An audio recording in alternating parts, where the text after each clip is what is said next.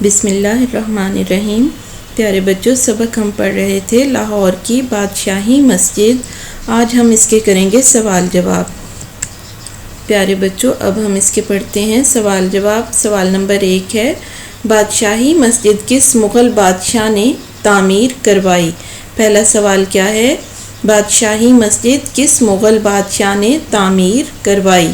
اس کا جواب ہے بادشاہی مسجد اورنگزیب عالمگیر نے تعمیر کروائی۔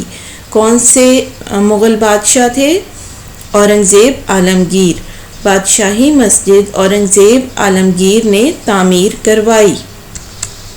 اب ہم دیکھتے ہیں اس کے سوال نمبر 2 کو۔ سوال نمبر 2 ہے، بادشاہی مسجد کے نزدیک واقع کوئی سی 2 مشہور تاریخی عمارتوں کے نام تحریر کیجیے۔ سوال نمبر 2 کیا ہے؟ بادشاہی مسجد کے نزدیک واقع کوئی سی 2 مشہور تاریخی عمارتوں کے نام تحریر کیجیے۔ اس کا جواب ہے بادشاہی مسجد کے مرکزی دروازے کے سامنے ہی تاریخی شاہی قلعہ ہے۔ ایک عمارت کون سی ہے؟ تاریخی شاہی قلعہ۔ اور بادشاہی مسجد اور شاہی قلعہ کے درمیان ایک تاریخی باغ ہے جسے حضوری باغ کہا جاتا ہے۔ دوسرا کیا ہے؟ حضوری باغ۔ اور بادشاہی مسجد اور شاہی قلعہ کے درمیان ایک تاریخی باغ ہے جسے حضوری باغ کہا جاتا ہے۔ سوال نمبر 3۔ سوال نمبر 3 کو دیکھتے ہیں، بادشاہی مسجد اور شاہی قلعہ کے درمیان موجود باغ کا کیا نام ہے؟ بچوں، ہم پڑھ چکے ہیں کہ بادشاہی مسجد اور شاہی قلعہ کے درمیان باغ کا نام حضوری باغ ہے۔ اس کا جواب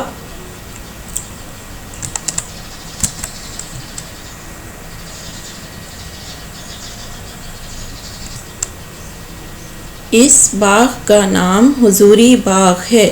کیا جواب ہے؟ اس باغ کا نام حضوری باغ ہے۔ اب ہم دیکھتے ہیں سوال نمبر 4 کو۔ سوال نمبر 4 ہے، بادشاہی مسجد کی اندرونی دیواریں کس طرح کی ہیں؟ سوال نمبر 4 کیا ہے؟ بادشاہی مسجد کی اندرونی دیواریں کس طرح کی ہیں؟ اس کا جواب ہے بادشاہی مسجد کی اندرونی دیواروں کی بناوٹ ایسی ہے کہ مؤذن کی آواز بغیر لاؤڈ سپیکر کے بآسانی مسجد کے ہر حصے میں سنائی دیتی ہے۔ اس کا جواب کیا ہے؟ بادشاہی مسجد کی اندرونی دیواروں کی بناوٹ ایسی ہے کہ مؤذن کی آواز بغیر لاؤڈ سپیکر کے بآسانی مسجد کے ہر حصے میں سنائی دیتی ہے۔ جی بچوں، یہ تھے ہمارے سوال جواب۔ آپ نے ان کو یاد کر لینا ہے اور اپنی نیٹ نوٹ بک میں لکھ بھی لینا ہے۔ ہمارا آج کا لیکچر یہیں ختم ہوتا ہے۔